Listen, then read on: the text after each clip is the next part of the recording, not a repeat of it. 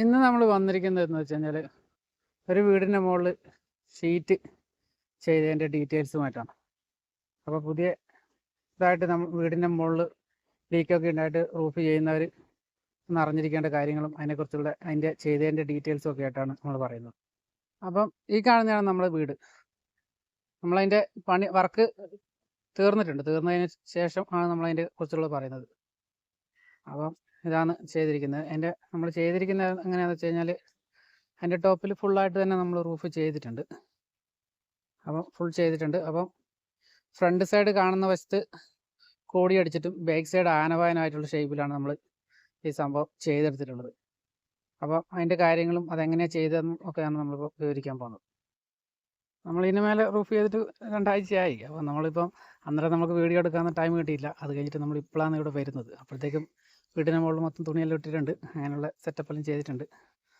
അപ്പം ഇതാണ് നമ്മുടെ വീട്. അപ്പം ഇതിൻ്റെ മേലെ നമ്മൾ ചെയ്തിരിക്കുന്നത് കുറച്ച് ഉയരത്തിൽ, അതായത് ഒരു 9 അടി ഹൈറ്റിൽ തൂണിട്ടിട്ടാണ് നമ്മൾ ചെയ്തിട്ടുള്ളത്.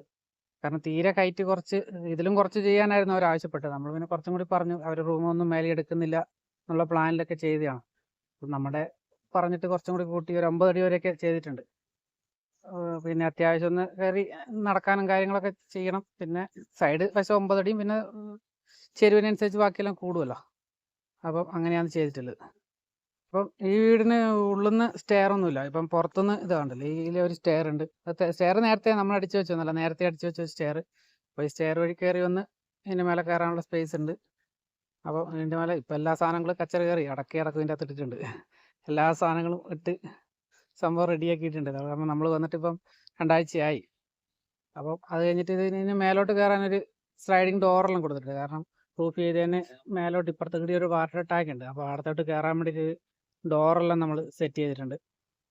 ഇത് സിമ്പിളായിട്ട് തുറക്കാൻ പറ്റുന്ന രീതിയിൽ ഫയറിംഗ് വീലെല്ലാം ഇട്ടിട്ട് സെറ്റ് ചെയ്തൊരു ഡോറാണ്.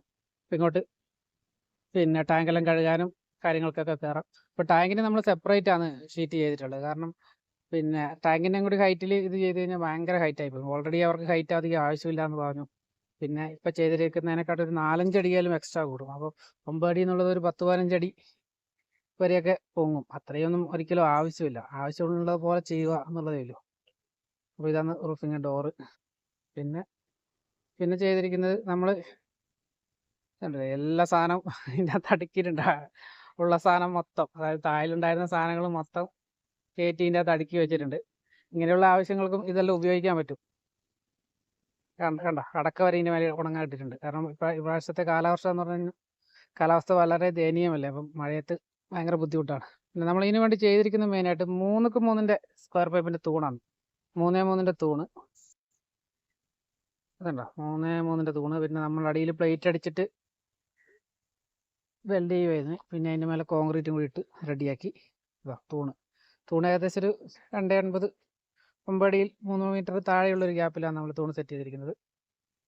അത്രയല്ലേ ഉള്ളൂ, 9 മീറ്റർ. പിന്നെ ചെയ്തിരിക്കുന്നത് ഉത്തരമെല്ലാം 3x1 പൈപ്പ്. ഉത്തരവും കഴുക്കോലും അങ്ങനെയുള്ള സാധനങ്ങളെല്ലാം നമ്മൾ 3-1.5 പൈപ്പാണ് ഇതിന് വേണ്ടി യൂസ് ചെയ്തിട്ടുള്ളത്. പിന്നെ കോടിക്കഴുക്കോലും അത് തന്നെയാണ് വെച്ചിട്ടുള്ളത്.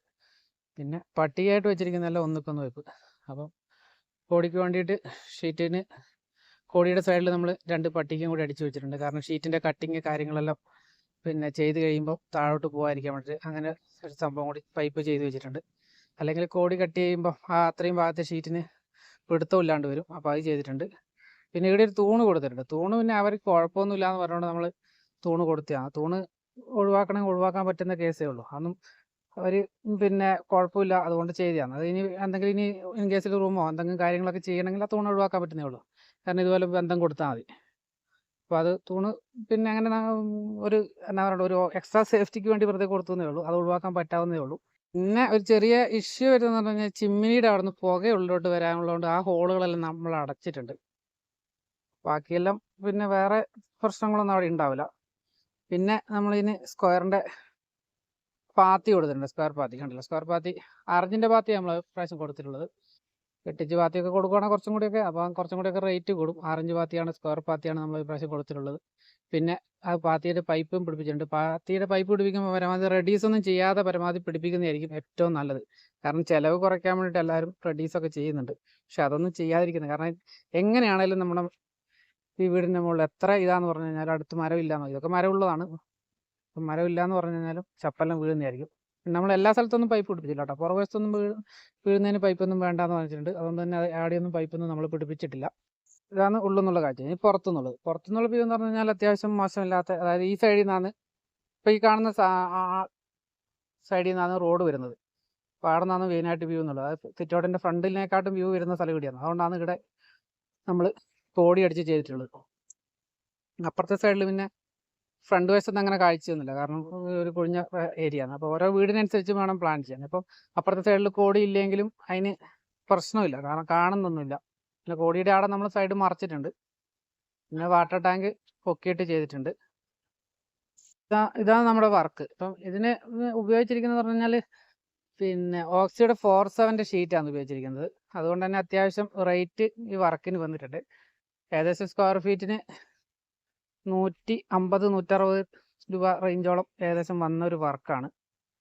അപ്പം ഇതുപോലെയുള്ള വർക്കുകളൊക്കെ ചെയ്യുമ്പോൾ എല്ലാവരും ഒന്ന് ശ്രദ്ധിക്കുക. അപ്പോൾ ഇങ്ങനെയുള്ള കാര്യങ്ങളൊക്കെ ചെയ്യുക. അത്യാവശ്യം ഹൈറ്റ് ഇടുക. തീരെ ഹൈറ്റ് ഇതാത്തി ചെയ്യേണ്ട, കാരണം പിന്നെ ഷീറ്റ് ചെയ്യുന്നില്ല. അപ്പം ഓടൊന്നും അല്ലല്ലോ. ഓടൊക്കെ എന്ന് പറഞ്ഞാൽ ഫുൾ സ്ലോപ്പ് ചെയ്യുന്നതിനെക്കാട്ടും ഷീറ്റൊക്കെ ചെയ്യുമ്പോൾ കുറച്ചൊരു ഉപകാരം കിട്ടുന്ന രീതിയിൽ ചെയ്യുക. പിന്നെ പരമാവധി അത്യാവശ്യം വീടിൻ്റെ മുകളിലൊക്കെ ചെയ്യുമ്പോൾ തീരെ കുറഞ്ഞ ലോക്കൽ ഷീറ്റുകളൊന്നും ഇടാതെ അത്യാവശ്യം ക്വാളിറ്റിയുള്ള മെറ്റീരിയൽ ഉപയോഗിക്കുക. അങ്ങനെയൊക്കെയാണ് ചെയ്യേണ്ടത്. അത്യാവശ്യം കോസ്റ്റിൽ ചെയ്യുമ്പോഴത്തേക്ക് ഏകദേശം ഒരു സ്ക്വയർ ഫീറ്റിന് 150-160.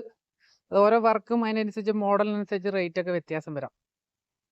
അപ്പോൾ അതൊക്കെ ഒന്ന് ശ്രദ്ധിച്ചിട്ട് ചെയ്യുക. അപ്പോൾ ഇതാണ് വർക്ക് ഇഷ്ടമായെന്ന് കരുതുന്നു. അപ്പം വീഡിയോ ഇഷ്ടപ്പെട്ട് കഴിഞ്ഞാൽ ലൈക്ക് ചെയ്യുക, ഷെയർ ചെയ്യുക, സപ്പോർട്ട് ചെയ്യുക.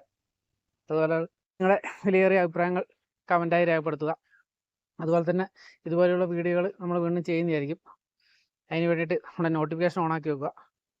അപ്പോൾ അതുപോലെ തന്നെ ഇതുപോലുള്ള വർക്കുകൾ നമ്മൾ ഒത്തിരി ചെയ്തിട്ടുണ്ട്, അതിൻ്റെ വീഡിയോ ചെയ്തിട്ടുണ്ട്. അതൊക്കെ ഒന്ന് കയറി കാണാൻ ശ്രമിക്കുക.